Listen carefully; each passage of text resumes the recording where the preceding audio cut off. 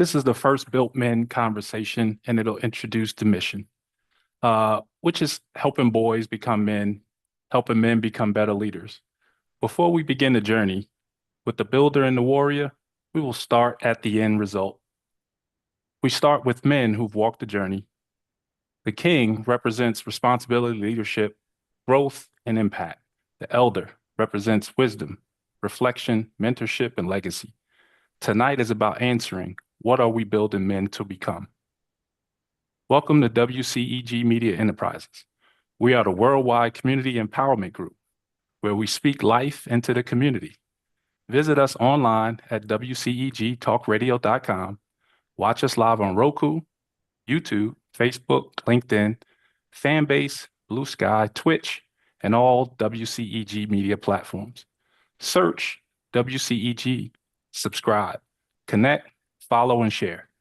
Download the WCEG mobile app, or simply say, Alexa, play WCEG Talk Radio. The topics and opinions expressed on this program are those of the hosts and guests and do not necessarily reflect the views of WCEG Media Enterprises. Thank you for your continued support. And now, welcome to Built Men. My name is Roshown McLeod. I'm a husband, a father, a former professional athlete, a finance VP. I'm a leader. But most importantly, I'm still a man being built. That is why this platform exists. Built Men was created because too many important conversations are happening too late. Boys are becoming men without enough guidance. Men are carrying responsibilities without enough support. And wisdom is often leaving this world without being transferred. Built Men is about bringing generations together because every man is somewhere on the journey. Now we'll talk a little bit about what the Built Men journey looks like. We'll start with the builder.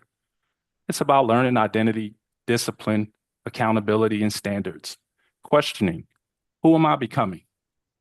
Then we lead to the warrior, developing purpose, direction, resilience, and focus, questioning, what am I building? The king, accepting leadership, responsibility, family, and legacy, questioning, who is better because of me? The elder, transferring wisdom, lessons, experience, and guidance, questioning, what must I leave behind? Tonight, we start a little bit different. We start at the destination and work backwards, the king and the elder. Because before we ask young men where they are going, we need wisdom from men who understand the road. Let's build. Now, from the king's perspective, tonight we have Dr. Spencer Murray. Dr. Murray is the co-founder and executive director of No Harm, National Organization for Healing and Redefining Manhood. He is a teacher, author, minister, restorative justice facilitator, conflict transformation practitioner, and professor. His life's work centers around helping men examine unhealthy ideas of masculinity and build healthier relationships with themselves, families, and communities. Welcome, Dr. Murray.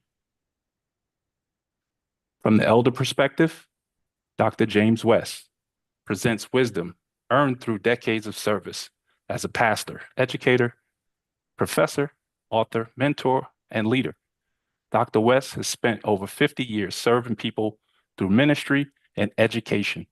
His life philosophy, guiding people and establishing an emotional connection to the truth that exists.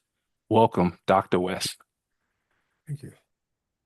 Now, before we start talking about the world, let's talk about your personal journeys, gentlemen. Let the audience know, where are you currently in your Built Men journey, and why would you share that? Well, I'm going to defer to my brother, the elder. That's out of respect and wisdom, you know. Wow, you And I just yeah, that's you're letting people know how old I am. Hey, well, I'll tell you where I am too when you finish. The one thing I can say for sure is that I'm still learning. I remember very distinctly the ego trip I was on around the time I was working on my doctorate degree after have spent thousands of miles traveling around the world. And my quest was to prove how smart I am. And once I got that degree, once I got that designation, I knew I had it made. And so there was a lot of elation the night of graduation. And when they put the hood on me and gave me the new title and my certification, Dr. James West, and I realized two things. That put me in an exclusive club of being one of the smartest persons in the world, number one. But number two, greater than that, was the fact that I realized that I was so smart, I didn't know that much. So I began a new journey on Mm, learning and growing and looking at reality. I owe, and this is not being religious, I owe a lot to the Lordship of Jesus Christ, the most pivotal historical figure in the world. And because of my relationship with him being my key portal to the Holy Spirit, we refer to him as God. I've been able to develop a consciousness of understanding reality. And it is through the wisdom, knowledge, and understanding. The Bible makes it clear. And all that gaining of knowledge, gain wisdom and understanding. I had a lot of knowledge, but no wisdom. So at this point, I'm learning to be wise with the knowledge that I have acquiesced, and I'm learning it through people.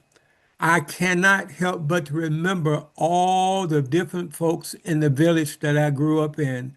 And it may shock you, but people that we look down on, I looked up to. Ned the wino, he would pass by the house. He was so drunk he couldn't hardly stand up. But when he got to the house, he stood up erectly and he recited Shakespeare. He recited mm, other different poets. And mm, I'm amazed. And I remember that as a 5, 6 year old kid. And I remember sitting down on his porch and listening to him. But one of the things that was really prominent in our conversation is that, boy, I don't want you to be like me. I want you to be better. So mm. I highlight a lot of different interesting things in my life, but at this point, being 75 years old, I'm still growing and learning and realizing where my help come from.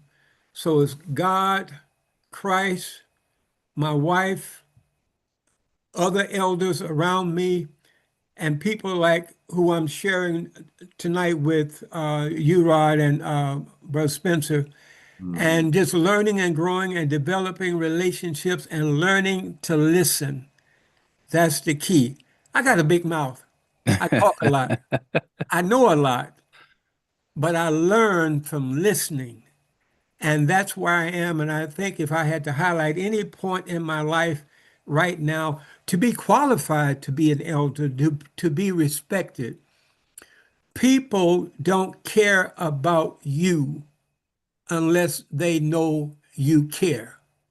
And the best way to show that you care about anybody is to have a listening ear and an understanding heart. Thank you, Doc. So we'll hand it over to you, Dr. Murray.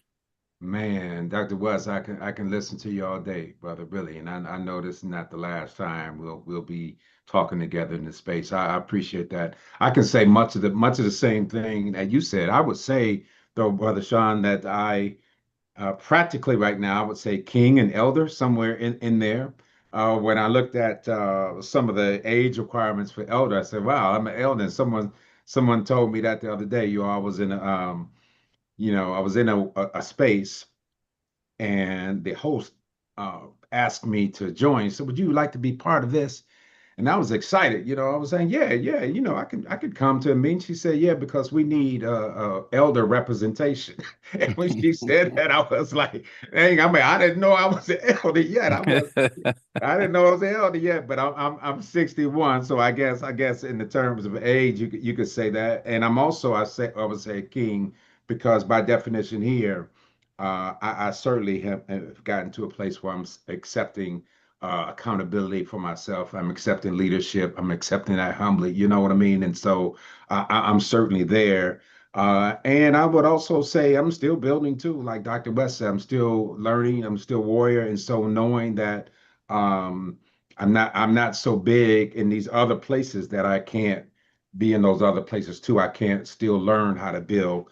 I love what Dr. West said about education. And as I was growing up, one of my mentors in Detroit, in Michigan, he was my pastor and mentor and brought me into ministry then.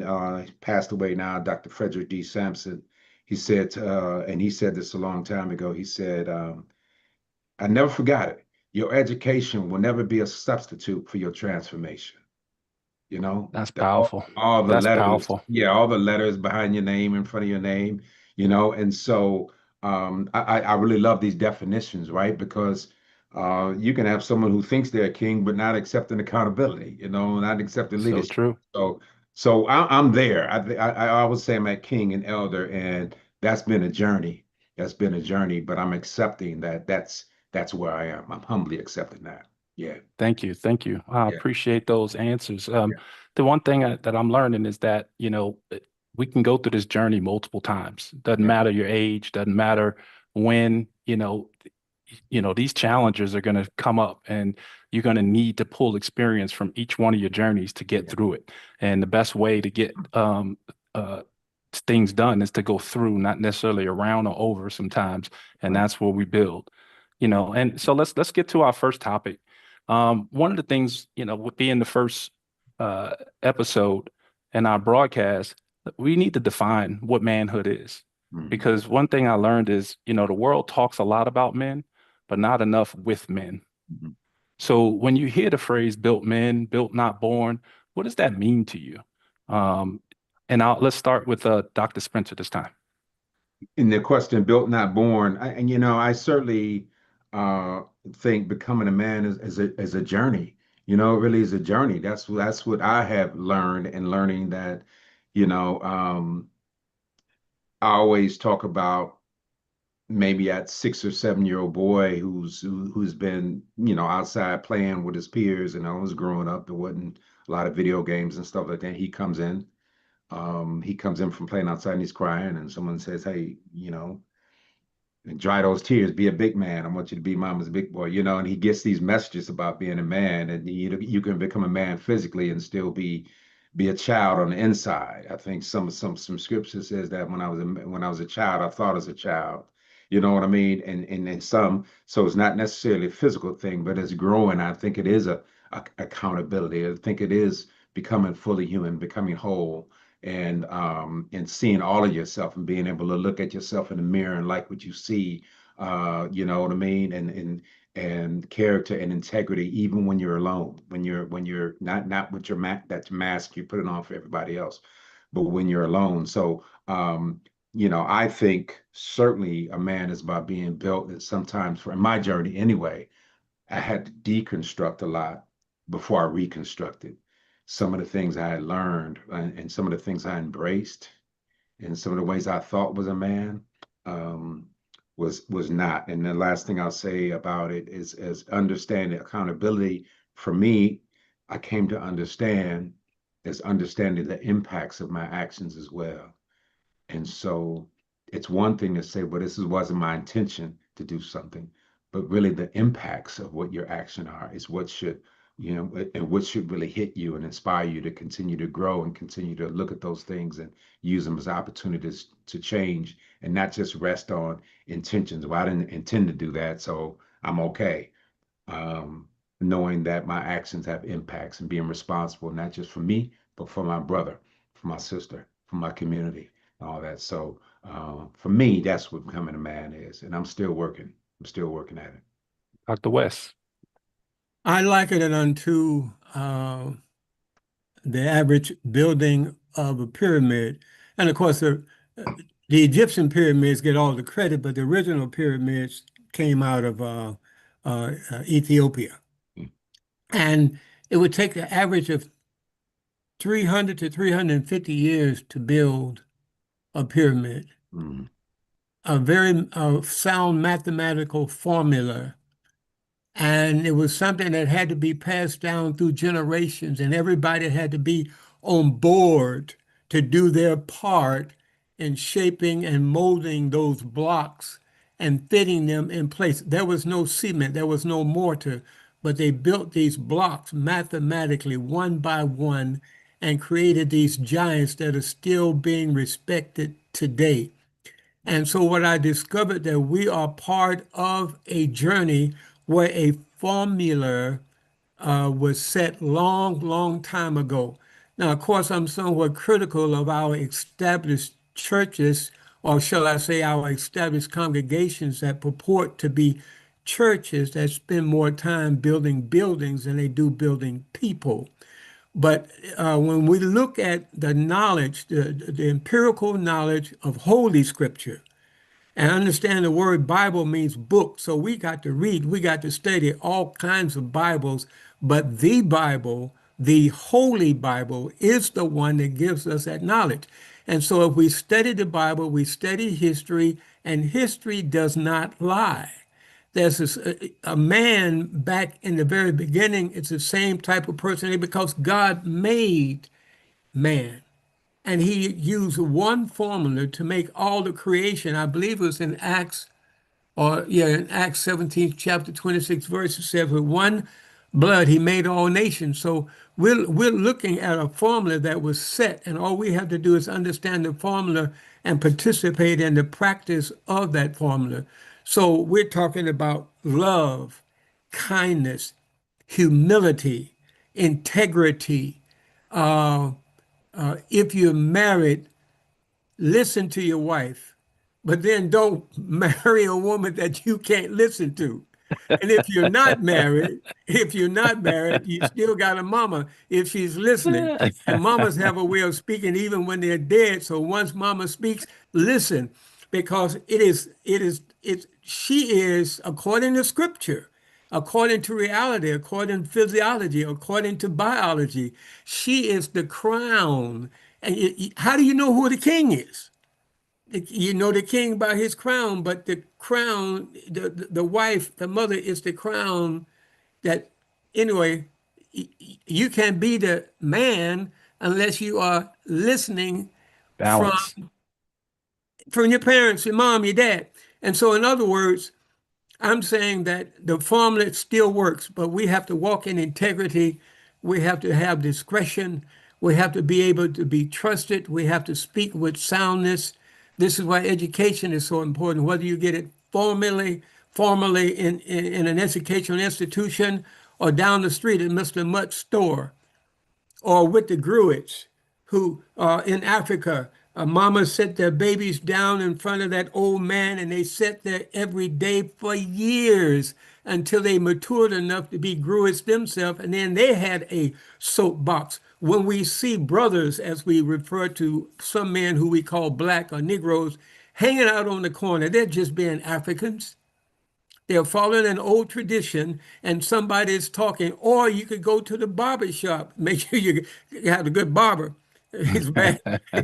You don't want to It's go always in. that one. It's Yeah, always it's that one always that'll that knock your one. head up, right? But Amen. some of the greatest Amen. knowledge so position yourself to get that knowledge and that experience and that understanding. And for those who are in position of authority, act with integrity. I believe it was Gandhi that says, live the life that you want others to live, or do unto others you have them to do unto you. Treat people the way you want to be treated. So we're looking at a formula like with the pyramids that it takes a long time, but it's a formula that works if everybody gets on the bandwagon and do the right thing.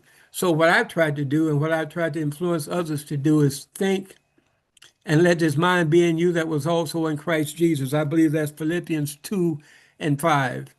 Have a mind to think and reason and know how to talk with people and know how to listen. Thank you. I appreciate that. And it's great to hear you guys share and how you see the journey of a man, right?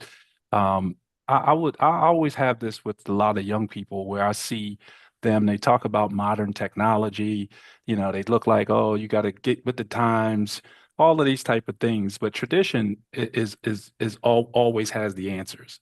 So, as a part of this first topic of just defining manhood.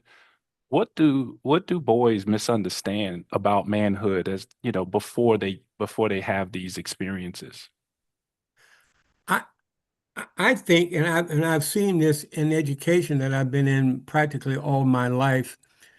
And if we look at nowadays or do a comparative analysis of then and now, the days when I would go by Martin Luther King's house and he would pull me into the house and ask me how am I doing, uh, and fix me a bologna and cheese sandwich with red Kool-Aid. Little did I know at that time that I was being fed by one who would change the whole world. They said Muhammad Ali was the most well-known person in the world. And Ali was a great fighter, a great teacher, poet, but none greater at this level than the Martin Luther King. And so listening and learning as a child and remembering uh, those teachings. And I think that was key for me uh, to be able to do what I'm able to do today. But I think what happened when I look at the boys, uh, big problem with them is that they don't know how to think. So technically, it is not their fault. I was sitting down with a lawyer. I won't call his name, but he was in position to make a lot of critical decisions in the state of Georgia. And he basically said, and he was referring to black men or fathers in general. He said, if the guys in prison are saying if we had more fathers active in our lives, we wouldn't have been here. Dr. Murray.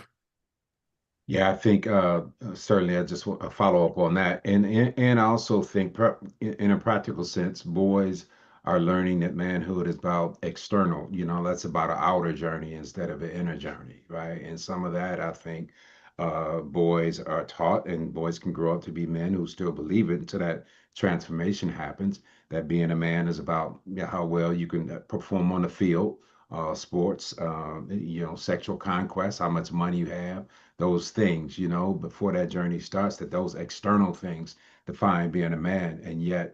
Uh, and yet many are separated from the identity and don't know who they are. So when you think it's externals, because externals will always come and go. And so because of that, and this last thing I'll say, because of that, I think they've been taught that their self-worth is related to their net worth, that if a society that's about acquisitions and getting this and making the money and doing all that, and that's all good. But if you define yourself by that and that's it, then you can find yourself in a world of trouble. Man, that's powerful. And I agree with that big time, man. I Yeah, think identity is key because yeah. the world, we talk about it with and we hear people talking about it when it comes to men about how men aren't leaders or they're lacking in leadership today. But what I've learned is before you can lead anybody, you do have to first lead yourself.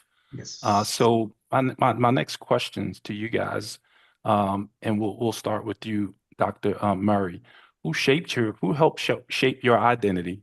What influences almost moved you into the wrong directions? And are today's young men struggling with identity or opportunity? Hmm. Yeah, thanks for that question. I think who inspired me was certainly people who planted seeds in my life. They didn't grow, they planted seeds. My mother was one. My mother was that. The first lesson she taught me was something Dr. West said, do unto others as you had them do unto you. That was, we were in church, but she wasn't the type who beat you over the head with the Bible. Her example was that for me. Dr. Frederick D. Sampson, who I mentioned, who was the first pastor I could remember as a boy growing up. Then I had other mentors growing up that I looked at. And I talk about seeds because when I talk about how I strayed away from that from time to time, was that identity piece, because if I there were times in my becoming where I wanted to belong, I wanted to belong. So belonging, which some young men face now, and some young people face now, can find you doing a lot of other things outside your character, and outside your true identity to be accepted or to belong. and you can find yourself in a world of trouble again. You know, many I think troubles and many addictions and many things are, you know, certainly there's deeper mental health things, but certainly I think identity, and that we haven't looked and see that identity is the root, some of the root cause of a lot of some of the turmoil we see in people's lives today, man. So, um, Dr. yeah. West? I would have to say began with my mom. There's no doubt in my mind, and she's the most loving, kind, teachable, teaching person ever. I would have to give a whole lot of credit to Dr. Martin Luther King and his influence in my life. Not only, I talked about going by his house. I was on my way up to the old neighborhood, and he saw me, and but that also built on the fact that he and Abernathy used to come by our house and visit quite a lot during his time in Montgomery. And he was very protective of us long before there was a civil rights movement. But generally speaking, outside of my mom and King, I would have to say my school teachers to instill in us the education. And during a time, and this may sound crazy, but during a time when I thought I was black, or long before black, colored and Negro, which is Spanish and French for black. We're talking about color, not character. Um, I went through some crazy stuff uh, as a child. So again, my teachers were there for me. Now, as far as something that would send me off in the wrong direction, it was how the bitterness, how I dealt with the bitterness and the angerness in my life. And I don't mind saying, I don't have to be quiet about this now, but there was two major incidents in my life where uh, I was supposed to be assassinated. One by the mafia and one by the Black Panthers. Wow. Yeah, and I won't elaborate on that. And the person who I think uh, set up the order for me to be killed by the Black Panthers is probably listening to this broadcast. So hopefully one day I'll get a phone call, and I'm serious. But it's not a platform, it's just a statement. What happens when you are angry and frustration, that demonic spirit comes in and sets you up. And what's surprising is that the people that came into my life to encourage me to do some of those things that I could do as an angry man. And I was in a situation where a lady came to me. It was almost like The Godfather. I kid you not. A lady was wronged by a preacher friend of mine. Well, he was a brother of somebody who was a friend of mine. And it was a financial thing where he messed over her life and she needed something done about it. So I made a phone call. I knew somebody could handle the problem, but then they knew somebody that wanted to practice because they were on their way to do a major job in another part of the country. I said, wait a minute, I'm not one of these guys. And before I knew it, I was part of something that I despised because of how I was handling the anger and the frustration and how Satan tried to move against that. Of course, I made another phone call. I called that off. I said, no, stop. We can't go that route. We got the job done. Nobody was hurt. The guy later on died of natural causes. But the point is that it was the teachers that touched my heart. And it was that anger and bitterness because I had a father physically, but not a father mentally and emotionally. And so, but thank God for Jesus because we have a mind to check out a situation. And no matter how bad it is, we still have the ability to make the right choice and move in the right direction. Thank you, man. That's powerful. Thanks for sharing that, man. That's Yes. I mean, we go through things on a regular basis, man. And like as we mature as young men, coming into, understanding the responsibility and the leaderships. I know for me, when I became a young dad, I became a dad at 19 years old, and that Mm, changed the way I viewed the world. Yeah. And it changed because it was something bigger than me. But even before that, as a 10-year-old, my mother had me at 16 years old, and I've been working. I had a job at the local Greek restaurant. I put the sodas in the refrigerator. I tried to make extra money every way I can so that I didn't have to ask my mother because I knew we didn't have it growing up, right? So, I want to ask you guys, when did you realize, you know, life was bigger than just you? Like who depended on you that helped you transform into being a responsible man and really undertaking the values of leadership. And we'll start with you, Dr. Murray. Um, well, when life became bigger for me, um, it started becoming bigger for me when I had a journey in my life where, I was in some darkness. I was in some darkness. And, you know, you hear these quotes and these cliches about, where the crack is, where you're broken, that's where the light can get in. And certainly it is true for me that I was broken and light began to get in because I just surrendered because I was trying to do it myself. And so life slowly became bigger for me. And I think the change for me, I became and becoming more present. I'm becoming more present for people. I'm becoming more transparent. I'm becoming more vulnerable because I'm not hiding anymore. I'm not trying to hide. I'm big into, not hiding what you need to heal and all that type of stuff. So I'm big into that. And now as I share my life story, Rashawn, I find that our life stories are not so much different. Men's life stories aren't, there's so much commonality in it. And what what other men and boys need to hear is that vulnerability and transparency, because then I realize that when I share, it gives them permission to do the same. They feel safe to do the same. And so it opens up. So I know sharing my story and being transparent and using my voice invites others to do the same. So I'm learning and have learned not to hide my light, not to hide my voice like that, and to use it as a way that can transform. It's almost like that saying says, God, make me an instrument of your peace and of your truth and of your love.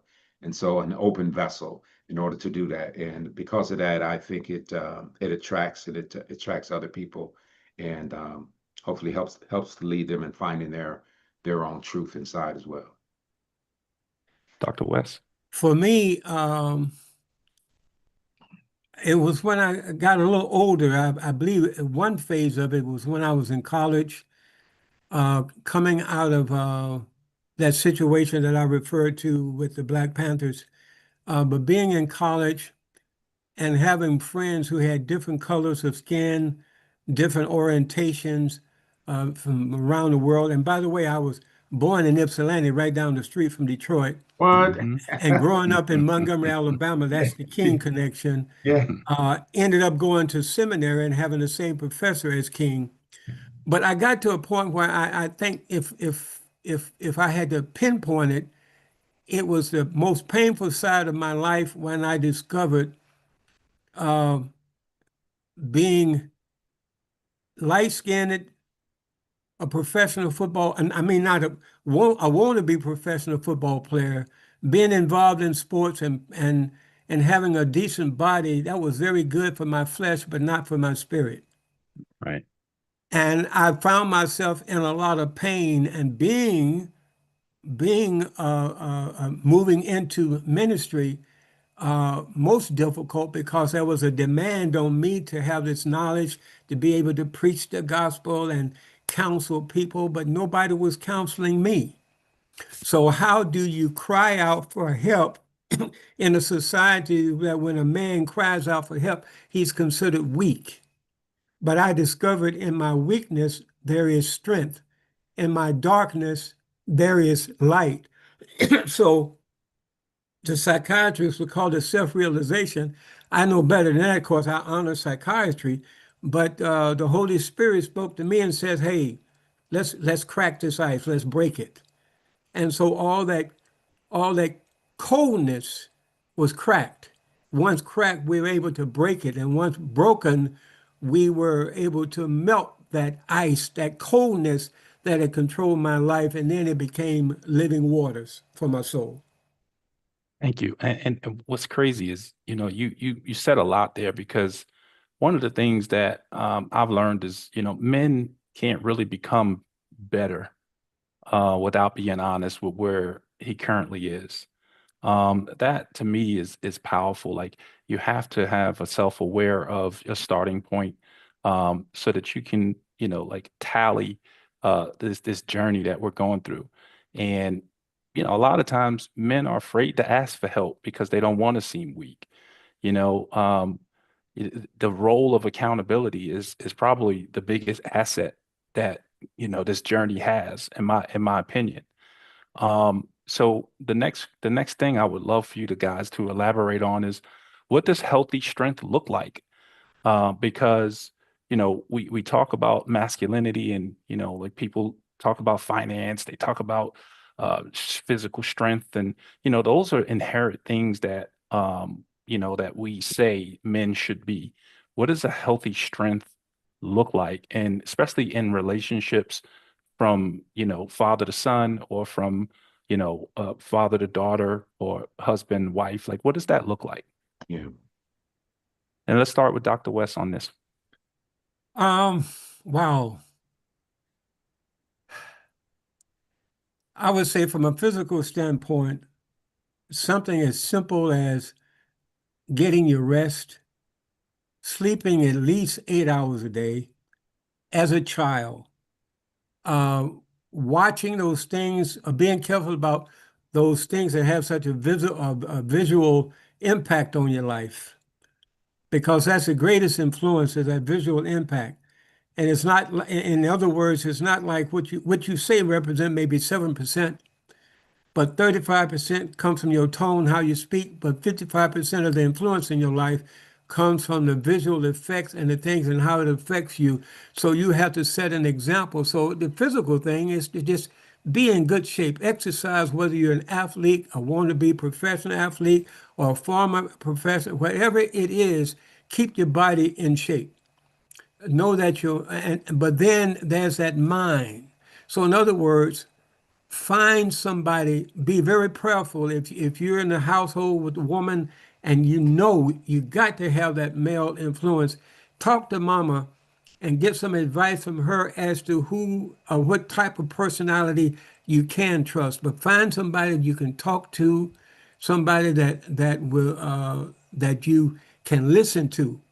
And something else a lot of men don't know, because we're taught that we are the man and we don't have to listen. Hey, the Beatles said, when I find myself in times of trouble, Mother Mary comes to me, whispering words of wisdom, let it be. Mm.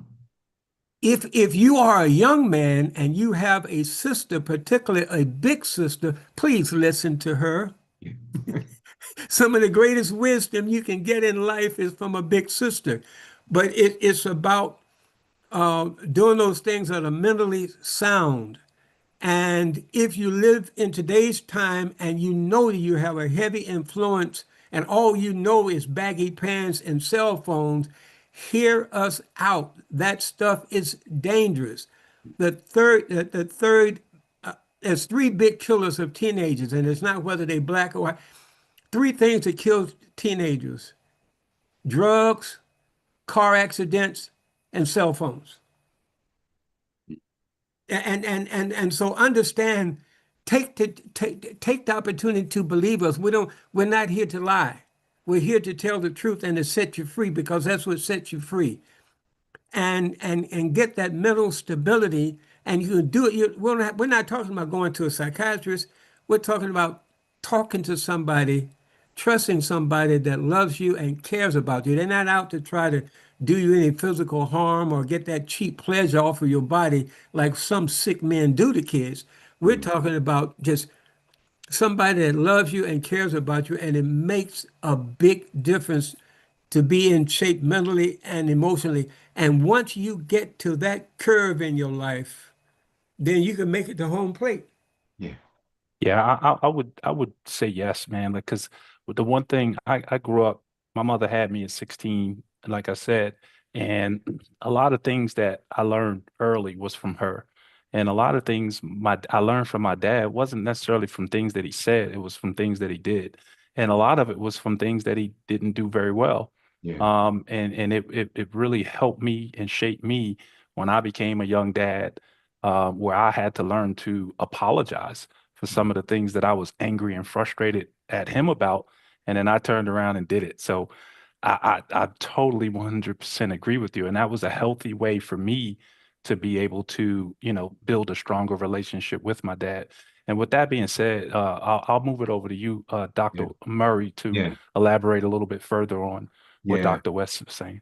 Yeah. Well, I'll come behind the spirit of that message, and thank you too for sharing that with your dad. I had to do the same thing, and it just reminded me, and this is healthy strength too, I think, to understand that um, what you can't and don't forgive, you can become that, because I said the same thing. I'm never gonna do that, never gonna do this. My father passed away at 17, drank a lot, all those type of things. That was my experience as well. And so I had to go through that journey. So thanks for sharing that. So I think coming off the spirit of the message of what Dr. West was saying, I think if I could just put it into some bullet points, healthy strength, certainly you're assertive, certainly one is confident, and kind of walk with that. And I walk with that in a humble way with Christ, who has transformed my life as well. And I think of this, I think of it in a sense of not overpowering.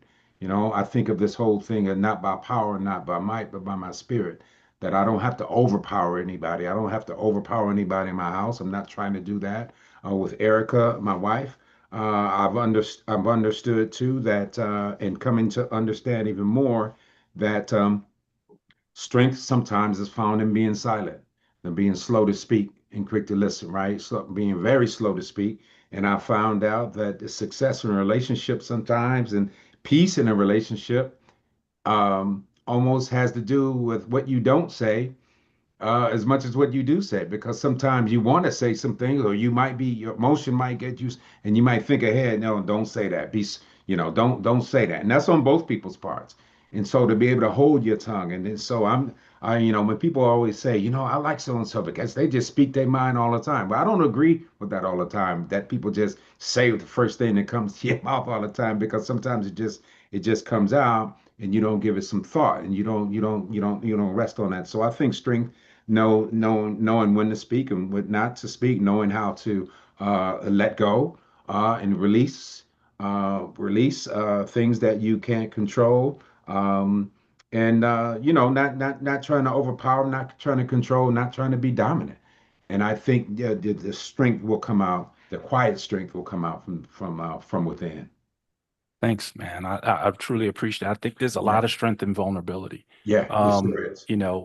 There are times and when you got to read the room where you may need to stick Yeah, your chest out a little bit, but yeah, I think in today's society, it comes a time when vulnerability speaks louder. yeah, it does. And I'll share, uh, just from a wisdom transfer, and this will be kind of our final topic. Um, what lesson did life teach you that you wish someone would have taught you earlier in life? And kind of connect that to like what should younger men understand about the older generation that could be beneficial for them as they mature? Mm. Dr. Murray. Oh, good. Okay.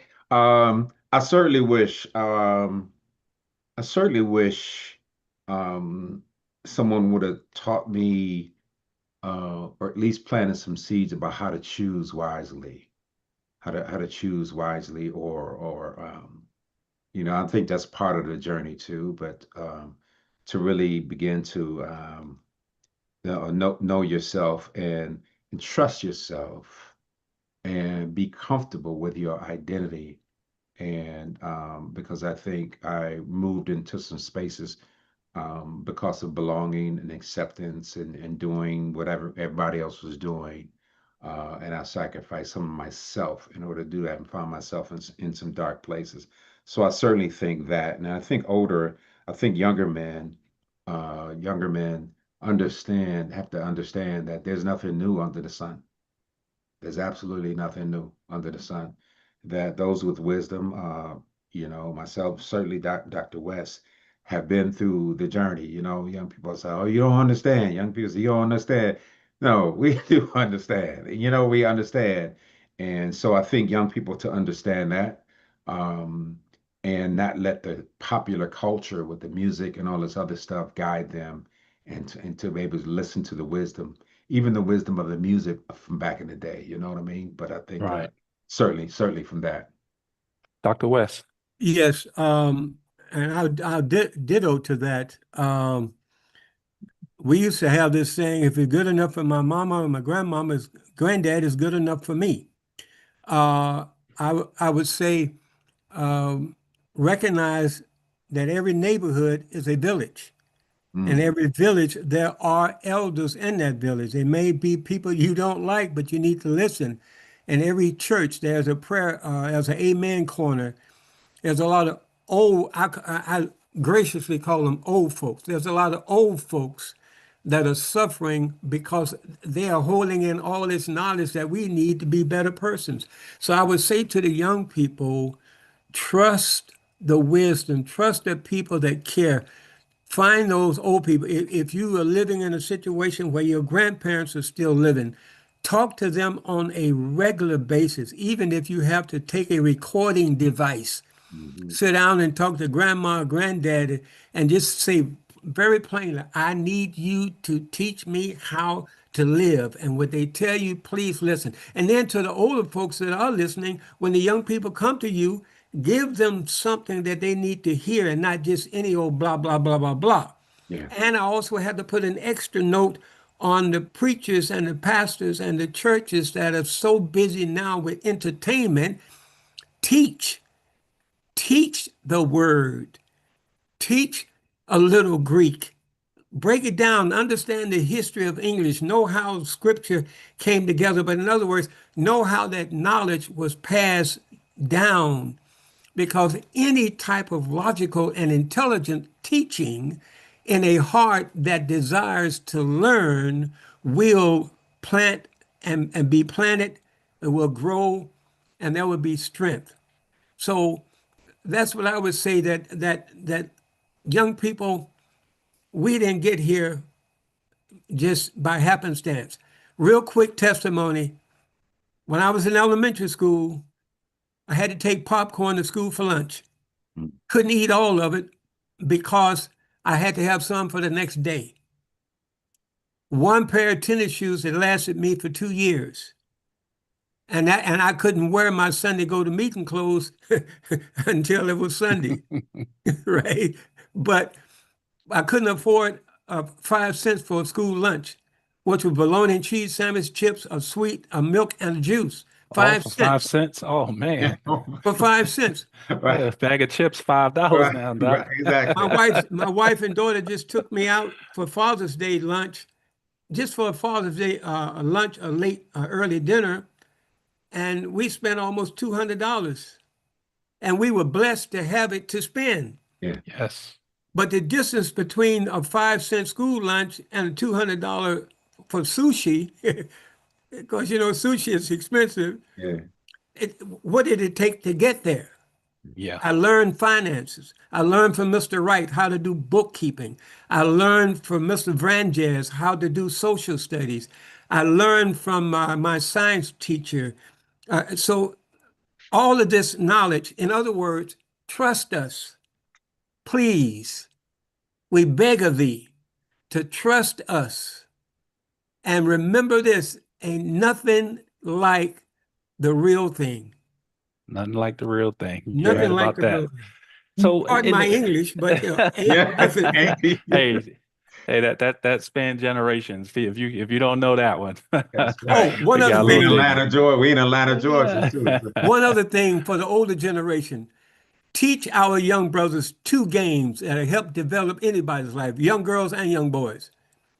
Teach the game of chess and teach bid whiz. Bid mm. whist. Wow, yeah. A lot of people don't know about that one, Doc. But I thank you guys for that. I really truly appreciate, the openness and the candor and your sharing your stories. the biggest thing that I'm really trying to do is just reconnect the generations. I think we're at a time where, the younger generation think the older generation is outdated. They don't know what's going on because of the technology. The older generation is they just stop saying it because nobody's listening. We got to figure out, in order to regain the strength of the community, we got to figure out a way to reconnect. And that's what Built Men is going to be here for. So, we coming up on the top of the hour, and I have one thing that I'm going to do at the end of every show, and it's called the build. So what I want to ask you, gentlemen, is um, we have had all this conversation, and nothing gets done without action. Changes in behaviors and things like that. So before we leave, take about a minute or two to really give an action that every boy or man watching can take this week to start to become better. And let's go with Dr. West. Find a quiet place in your house on a regular basis. Close the door, shut off the light, and just listen. And God will speak. You will have memories that may scare you or may entertain you, but have that quiet time to listen and just speak from your heart, to say what's on your mind, and to know that you are being heard, being loved, and being cared for and supported. Um, Man, Rashawn, I was going to say the same thing, man. Yeah, I'm thinking about. I mean, really, because tomorrow evening I start a weekend retreat, men's retreat. Yeah, that's solitude, no phones, no TV in the room. Um, Much of the retreat is silent, you know, and so that solitude and really searching for self and continue to interrogate self and when you ask yourself why. I continue asking questions. Why do I do this? Why? And in my solitude, I got the answers. But I think so I can say, turn off the TV, turn off the radio, put the phone down, do those things, get silent, like Dr. West said, silent, and continue to interrogate yourself, ask the questions, and listen to what you hear, and ask questions to us. They can get our information, and as ask someone older than you. You know, we are ready. We are ready to help and give knowledge. We're here for you. Yes. Thank you, gentlemen. And I will add, find a mentor. Yes. Um, find a mentor, somebody that you believe in, somebody that you've seen do the work and is where you would like to be, and emulate that. Yeah. And have conversations with them. Be honest, be open, um, no matter who it is, because you can't have really any change without the honesty Mhm. that comes with the genuine path to a relationship. Because people, whether you going through a tough time, whether you're going through a good time, your best friends are going to show you who they are when times aren't so good. So I really would recommend and encourage young people, because anybody that wants to be good, you have to have coaches are the best thing in the world. Michael Yeah. Jordan had a coach. Yeah. Phil Jackson had a coach. Everybody who has ever been great has had a coach. And so, having that mentor, coach, or somebody in your life that can really open up your mind past what's in front of you is really, really, truly important. Um, and so the last thing, and then I'll close us out. Uh, if a young man watches this 5 years from now, what would be the one thing you hope that he will remember if he watches this broadcast 5 years from now? Hmm. Hmm. I would hope he remembers that he's seeing three different men here in this space who might be from three different generations or three different decades, and but there's a common message. And I hope that they would remember that, remember the honesty and the transparency that we're talking with about our own journeys, and revealing some of those things that we might not have revealed years ago, and modeling transparency and honesty, and all three of us doing that. And that's a common thing. It doesn't matter your age, but the fact that we're all different, um, age and age groups and generations really says something. And there's truth in that, and I hope they remember that. I hope in 5 years from now, or if not even sooner, that that person will look in the mirror and realize that they are the greatest, if I may use these superlatives, they're the greatest creation on the earth. God started out with a thought. I believe it was James Weldon Johnson in his poem, and he said, "That's good." Everything God made was good. And then when he was ready to put it all together and release it to be human beings, he created man. Mm, And the male, particularly, mm, was a seed bear, a seed, and a seed is what you plant. So we become men. You're in position to seed knowledge, to plant knowledge. So understand, when you understand how great you are, when you think about how great you are, you become what you think. And so just understand how awesome you are as a male, as a man, and be that awesomeness for yourself, but even more so in the lives of the people around you. And let the life that you live speak for you. Thank you, gentlemen. I appreciate you. I really, truly do. This has been the beginning of something that I think that's going to be special. And this will not be the first time we have this conversation, but we're going to close out with this. Tonight was really just the beginning of a conversation many of us needed when we were younger, the beginning of wisdom being passed forward, the beginning of building stronger men, because every builder becomes a warrior, every warrior becomes a king, every king becomes an elder. But growth does not happen automatically, it happens intentionally. To every boy watching, your future can be built. To every man watching, your story is not finished. To every elder watching, your wisdom is still needed. Join us for the next Built Men conversation, The Builder and the Warrior. This will feature my two sons, Anthony and Roman, because manhood isn't automatic. It has to be built. Built men, built not born, protect, provide, lead. I'm Roshown McLeod. Thank you for building with us.